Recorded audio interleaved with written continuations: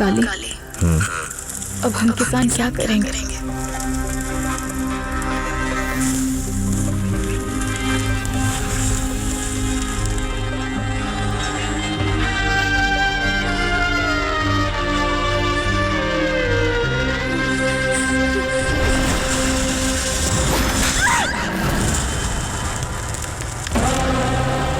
जमीन हम सबकी, इसलिए लड़ाई भी हम सबकी होगी।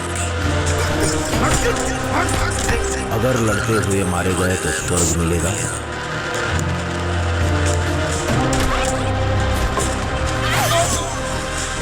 और जीत गया तो पूरा काम।